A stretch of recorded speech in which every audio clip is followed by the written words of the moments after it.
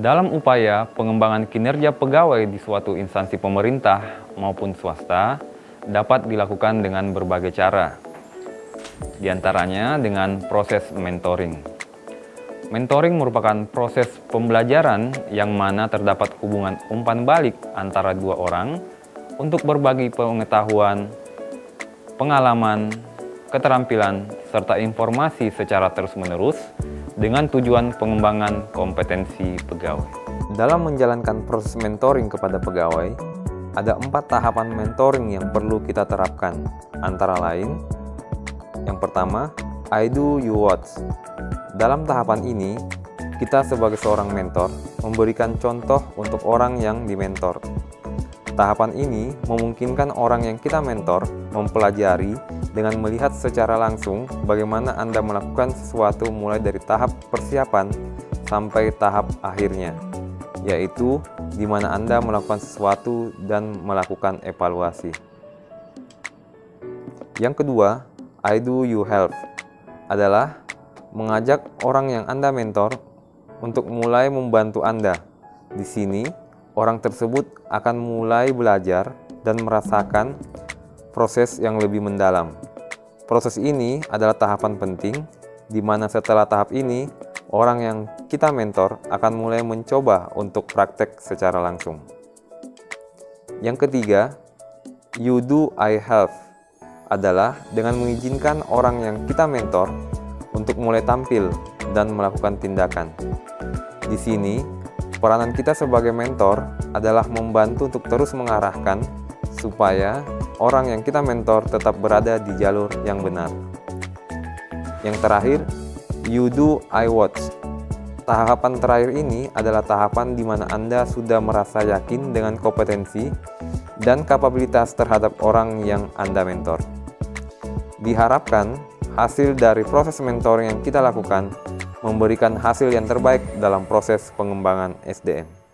Baik, selanjutnya yang akan kita bahas dari upaya pengembangan kinerja yaitu melalui metode coaching, di mana coaching merupakan sebuah proses pendampingan yang bertujuan untuk mendorong dan memprovokasi pemikiran dan ide kreatif untuk memaksimalkan potensi baik individu maupun profesional untuk mencapai tujuan yang telah ditetapkan. Dalam penyelenggaraan coaching, kita perlu menentukan tujuan yang jelas tentang apa yang ingin dicapai dari proses coaching tersebut. Umumnya, ada 3 tujuan dari coaching itu sendiri, yaitu untuk pengembangan, mempersiapkan peran baru, dan juga untuk menangani kesenjangan kinerja di dalam sebuah organisasi. Alangkah baiknya sebelum melakukan coaching, seorang coach mencari tahu terlebih dahulu mengenai coachee atau peserta yang akan mengikuti program coaching, termasuk hal-hal apa saja yang sedang dihadapi coachee, kemudian secara bersama-sama menentukan tujuan yang ingin dicapai. Dalam video ini, kita akan menyimak 5 langkah dalam proses pelaksanaan coaching yang efektif. Pertama, mengajukan pertanyaan-pertanyaan yang berkualitas. Pertanyaan yang berkualitas akan menghasilkan jawaban yang hebat, dan jawaban yang berkualitas menghasilkan percakapan yang luar biasa. Yang kedua, lakukan pendekatan positif. Seorang coach harus selalu bersikap positif, sekalipun sedang dalam situasi yang sulit. Sikap positif akan membuat kita dan peserta juga akan menanggapi dan menjawab dengan cara yang positif juga. Ketiga, dengarkan dengan baik.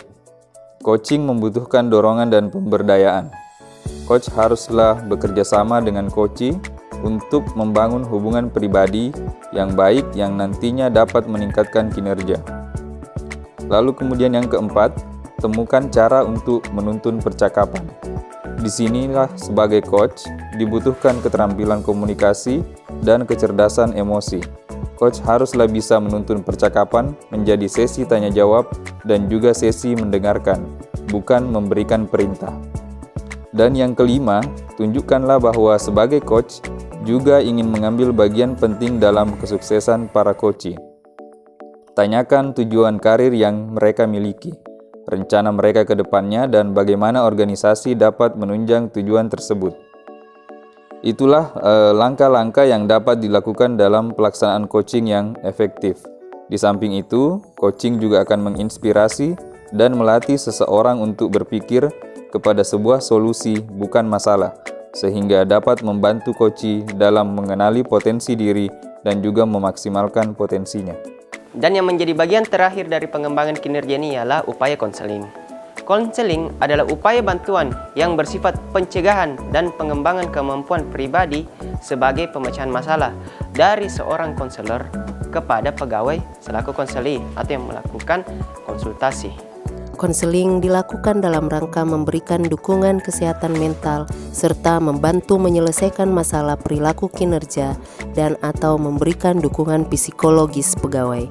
Konseling dilaksanakan dengan menjunjung prinsip kerahasiaan, tanggung jawab, konstruktif, dan partisipasi aktif kedua belah pihak atau konselor dan konseli yang dapat dilakukan secara individual maupun kelompok berdasarkan pertimbangan konselor. Layanan konseling dikelola oleh pengelola konseling, yaitu unit atau pejabat pegawai yang ditunjuk untuk mengelola layanan konseling di suatu unit kerja, dan dalam pelaksanaan tugasnya dikoordinasikan oleh pejabat atau pimpinan satker untuk unit kantor yang berada di vertikal. Terdapat dua jenis dalam melakukan konseling antara lain: 1. Konseling sukarela atau voluntary, yaitu pegawai yang memiliki inisiatif sendiri untuk mendapatkan layanan konseling. 2. Konseling non-sukarela atau non-voluntary, yaitu pegawai yang akan mendapatkan layanan konseling berdasarkan inisiatif dan usulan dari atasan langsung dan atau unit organisasi. Dalam video ini, layanan konseling pegawai dilaksanakan setiap hari kerja secara online dengan terlebih dahulu melakukan pendaftaran, maka akan dijadwalkan pertemuan antara konselor dengan pegawai selaku konseli.